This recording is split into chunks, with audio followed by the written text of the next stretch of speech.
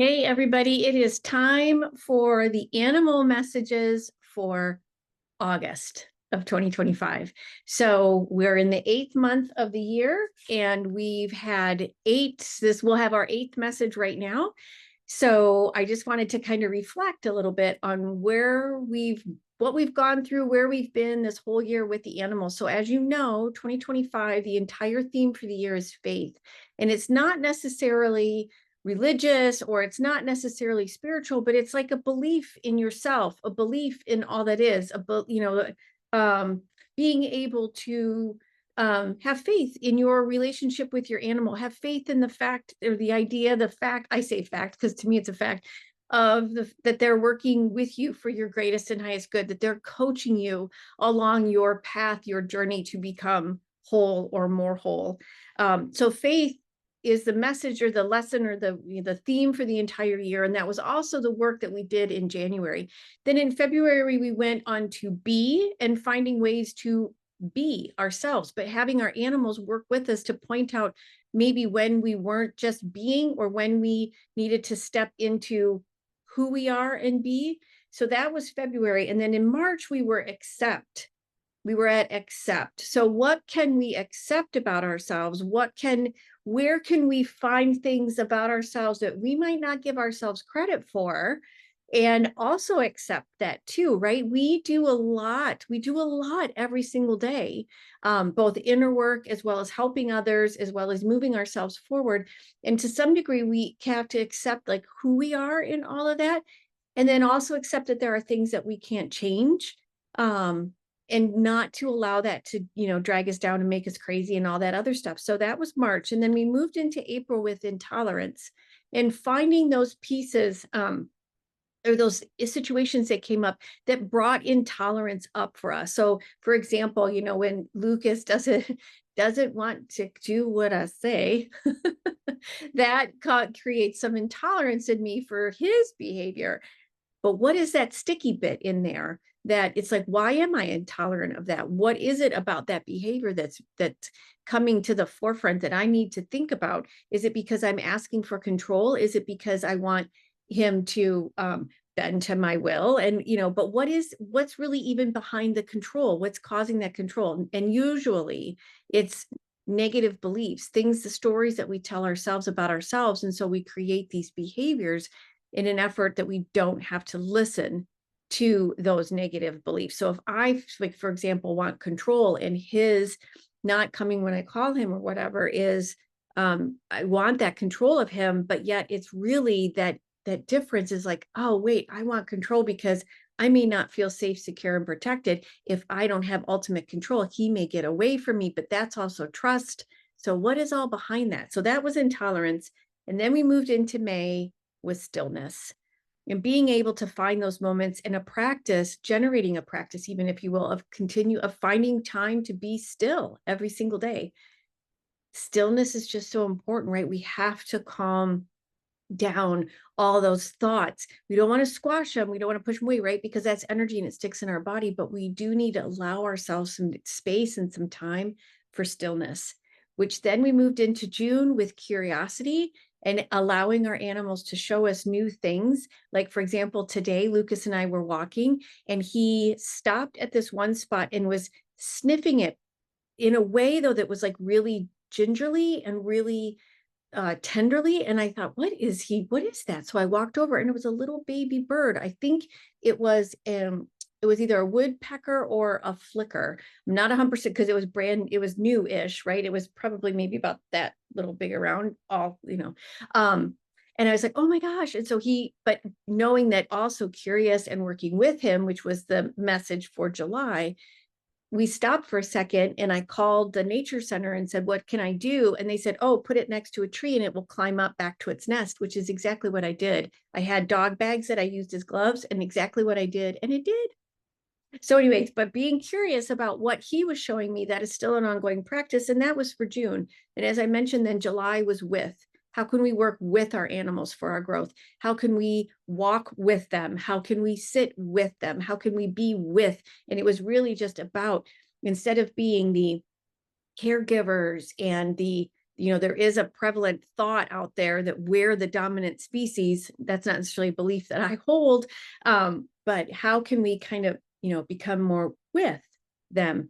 And so August is moving into pause. And there's a lot of reasons why about pause. The animals were telling me is, first of all, in the Northern Hemisphere, I'm in West Michigan. Many times in the Northern Hemisphere, August can get really kind of hot and sticky and heavier. They call it the dog days of summer, at least where I live. And it is a really good reason for us to pause. Now, for Lucas and I, he's a sled dog, and I actually don't like this hot weather. I'd much rather have it be cold. So we actually ended up getting pent up inside much more now than we do in the wintertime. So pause, we're just at a really good time of year for a pause.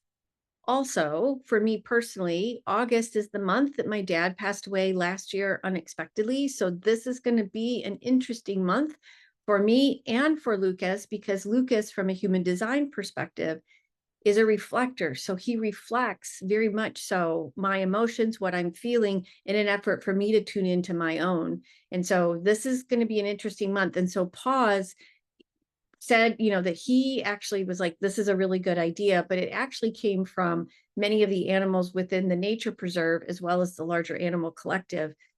Just pause, because it just gets to be so warm. And what was really interesting too, is when I was asking the animals what more about pause, they were also saying it's in the moments of pause that we find our inner strength. Because they are saying, like the deer in particular, were saying when we are chased or pursued, we don't have a whole lot of time to pause.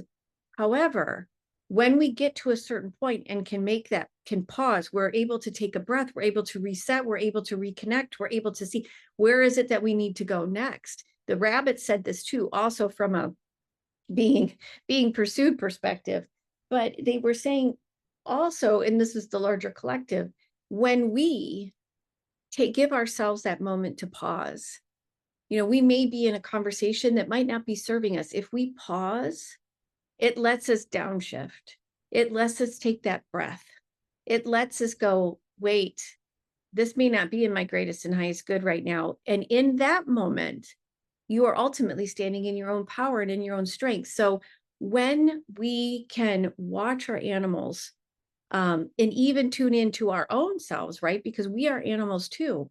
When we can watch when they pause, can you pause? And when you pause, what comes up for you? Is it a moment of inner strength? Is it a moment of downshifting? Is it a moment of just disconnecting from something else, or connecting into all that is? But pause. So let's take this month and let's watch our animals and listen to them, talk with them about where and when and how can they help us pause this month. I can't wait to hear how this month goes for you. There'll be an animal messages monthly meetup this month for paid subscribers. You're absolutely welcome to join. As a paid subscriber, I will put the information and the date and all that down below. I also have some really cool books that I've been reading that I'll share later this month, because I've been trying to also get into the mood of pausing and taking some time to read, which is one of my favorite things to do. And I want to say, and also, don't forget too that I'm hosting this 4-part online series called Grief, Grace, and Gratitude, Healing Grief Through the Wisdom of Horses, or Healing Through Grief with the Wisdom of Horses. I'm doing that with Anna Marie Ellison. It starts August 14th. There will be information below if you're interested. There's also an optional all-day in-person retreat in September at her farm outside of Chicago. So if you are in the area and this would be helpful to you, the 4-part series is going to be really powerful. The horses will be present. Anna Marie are going to walk you through some grief coaching aspects, and then absolutely join us in person. Let's see, is there anything else I need? No, we've got some really cool guests coming up on the Animal Communication Podcast too this month. I can't wait for you to hear what they have to say. We have Victoria Lors, who is the host of the Wild spirit, the wild spirit, shoot, I'm going to get it wrong now. And it's my favorite podcast right now. Wild spirit. You'll see, I'll put it in the notes below.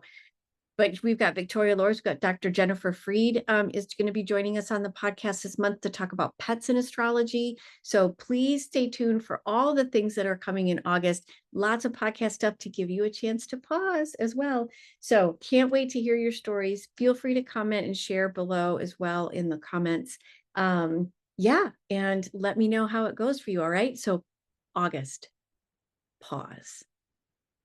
And we'll see you next month. Take really, really, really good care.